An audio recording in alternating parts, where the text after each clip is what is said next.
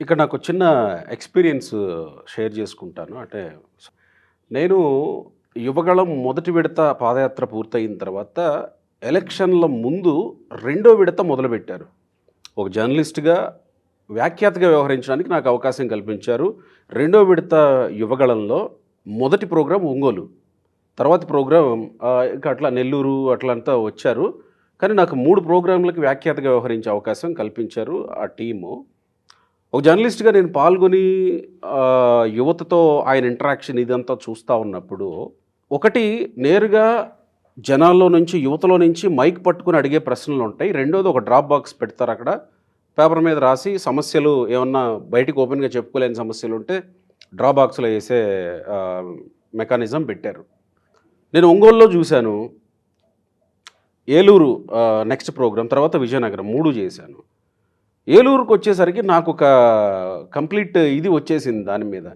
మైకులు అడుగుతున్న వాళ్ళు కానీ, డ్రాప్ బాక్స్లో వేసినటువంటి వాళ్ళు కానీ, మీరు అధికారంలోకి వస్తే ఎలాంటి కంపెనీలు తీసుకొస్తారు, ఎలాంటి ఉద్యోగాలు కల్పిస్తారు, దయచేసి మా పిల్లలకు ఉద్యోగాలు కల్పించండి. యువతతో పాటు కొంతమంది తల్లిదండ్రులు కూడా వచ్చి ఉంటారు అక్కడికి. వాళ్ళు కూడా అయ్యా దయచేసి మా పిల్లలకు ఉద్యోగాలు కల్పించండి. ఇదే ప్రశ్న 90% ఇదే ప్రశ్నలు.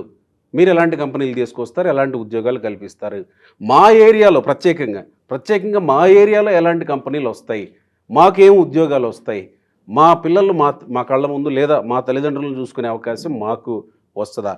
90% ఇవే ప్రశ్నలు. నేను ఇదే ప్రశ్నలు లోకేష్ గారిని కూడా అడిగాను, అదే వేదిక మీద కూడా. లోకేష్ గారు ర్యాండమ్గా చూస్తే 90% ఇవే ప్రశ్నలు ఉన్నాయి, మరి మీరు ఆన్సర్ చేయాలి అని అంటే ఆయన చెప్పిన మాట ఇదే. ఆ 20 లక్షల ఉద్యోగాలు అనేటువంటి హామీ దాంట్లో నుంచి పుట్టుకొచ్చింది. అక్కడ మీరు అన్నట్టు యువతని డెఫినెట్గా లోకేష్ తమ వైపుకు తిప్పుకోగలిగారు. ఖచ్చితంగా యువతంతా ర్యాలీ అవ్వడానికి లోకేష్ ఒక ఆశాదీపంలాగా కనబడ్డాడు. 20 లక్షల ఉద్యోగాలు ఏంటి 5 సంవత్సరాల్లో అనే ప్రశ్న కూడా వచ్చింది.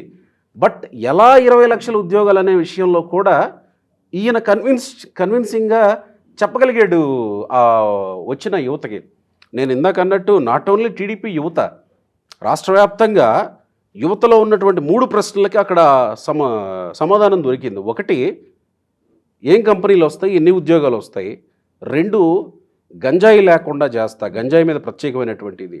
3వ సమస్య, ఈ 90% మినహా ఆ మిగతా 10%లో ఉన్న ప్రశ్నలు ఇవి 2. గంజాయి రెండోది. 3వది, రాజధాని మనది ఇది అని చెప్పుకొని గుండెల మీద చేసుకొని గర్వంగా చెప్పుకునే అవకాశం మాకు కల్పిస్తారా అనేటువంటిది 3వ ప్రశ్న. ఈ 3 ప్రశ్నల్లో ప్రధానంగా యువతకి కన్విన్సింగ్గా కనెక్ట్ అయిపోయారు లోకేష్. నేను ఇప్పుడు దాదాపుగా అక్కడి నుంచి ఒక 100 స్లిప్పులు తీసుకున్నాను. 100 స్లిప్పులు తీసుకుంటే అన్నింటి నుంచి కామన్గా ఒకటే పాయింట్, నేను ఇంజనీరింగ్ చదువుతున్నా, నేను చదువు కంప్లీట్ అయ్యే లోపల నా కోసం ఏ కంపెనీ రెడీగా ఉంటుంది, నేను ఇంటర్మీడియట్ చదువుతున్నా, నాకు చదువు కంప్లీట్ అయ్యే లోపల ఏ ఉద్యోగాలు నాకు వస్తాయి, ఉద్యోగాలు ఉద్యోగాలు ఉద్యోగాలు. ఈ 100లో 99 స్లిప్స్ అవే ఉన్నాయి. ఈ ఉద్యోగాల కోసం ఇంతలా యువత ఇంతలా ఒకరి వైపు ఆశగా చూడడం అంటే ఎట్లా అర్థం చేసుకోవాలి?